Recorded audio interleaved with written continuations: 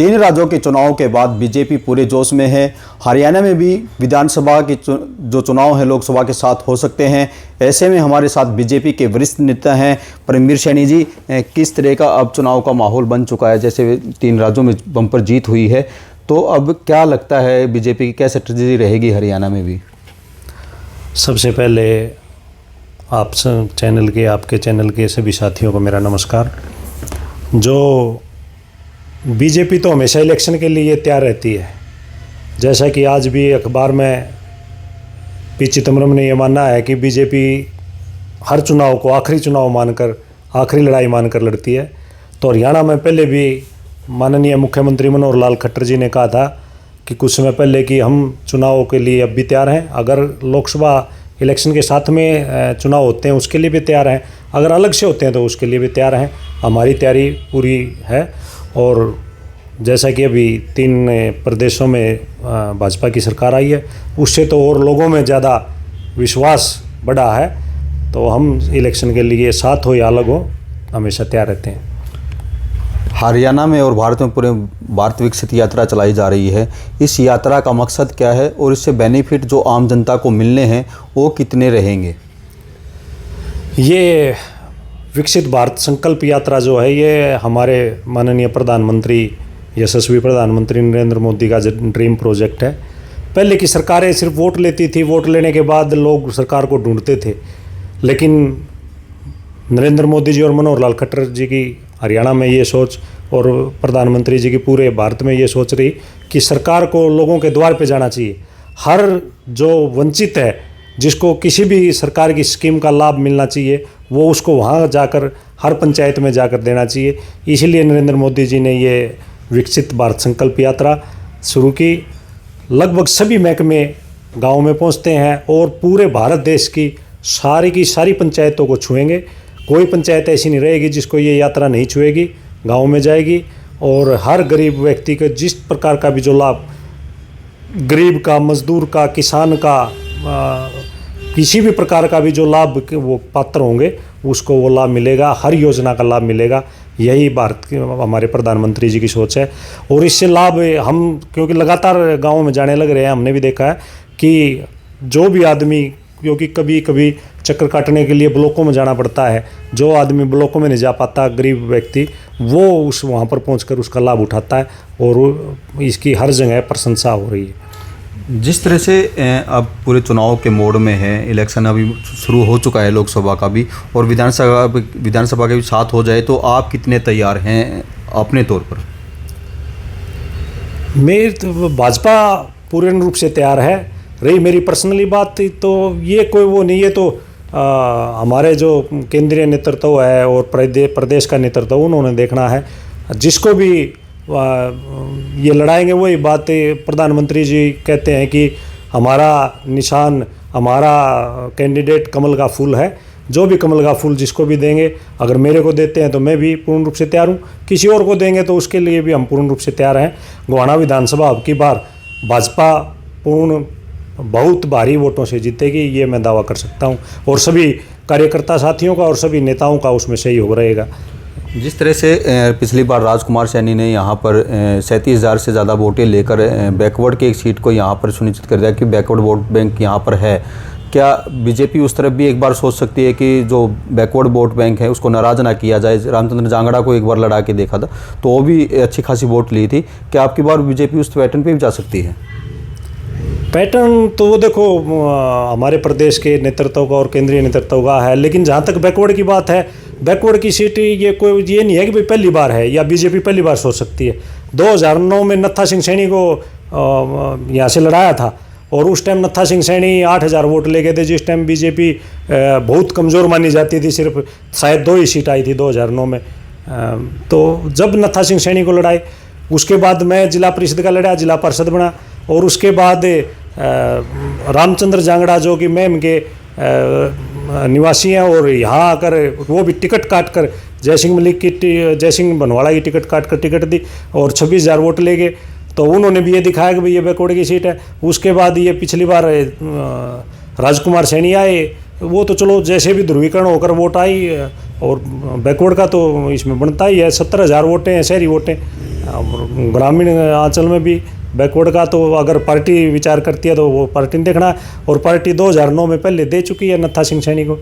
तो ये तो जिस तरह से पिछली बार यहाँ पर इसको दिया था, तीर्थ राणा को वोट टिकट दी थी, उसके बाद तीसरे नंबर पर रहे थे, लेकिन उसके बाद पार्टी एक बार फिर भी ये सोच सकती है कि जैसे बड़ौदा में एक अनदर नॉन जाट को दिया था, क्या इस प्रकार की पैटर्न पे जा सकती है? ये देखो पार्टी की सोच है, केंद्रीय जो हमारा संगठन है, संगठन की सोच जो भी होगी।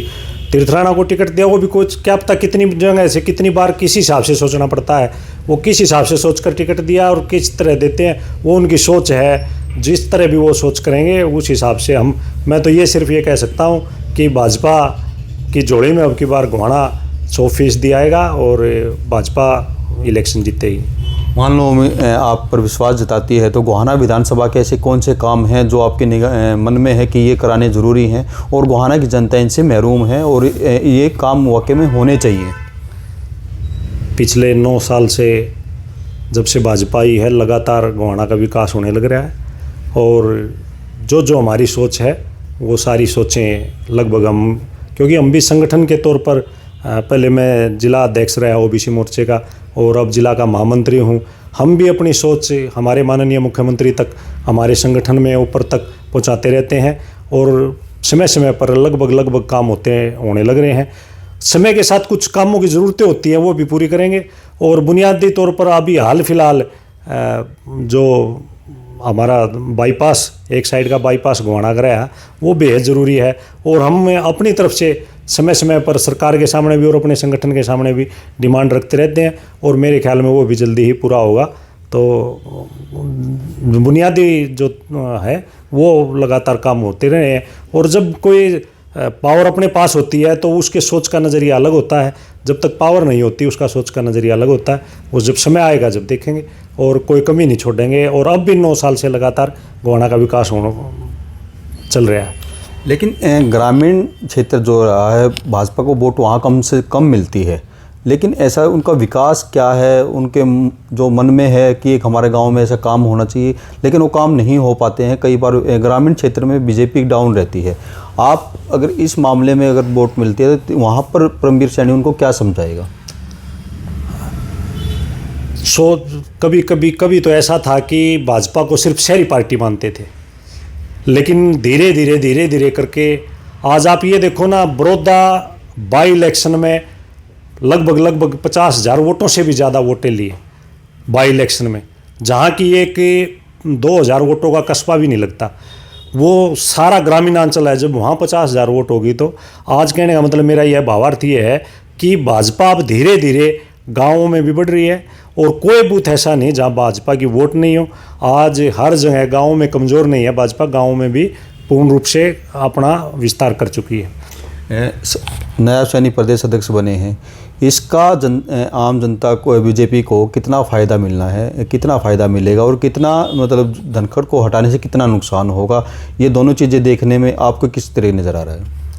ये जैसा भी हमारे केंद्रीय नेतृत्व ने सोचा होगा वो आकलन लगाते हैं और लगभग धनखड़ को ये मानो हटाया नहीं है, उनका कार्यकाल पूरा हुआ तो क्या सोचकर पार्टी ने सैनी साहब को कुछ ना कुछ सोचकर ही प्रदेश अध्यक्ष बनाया है।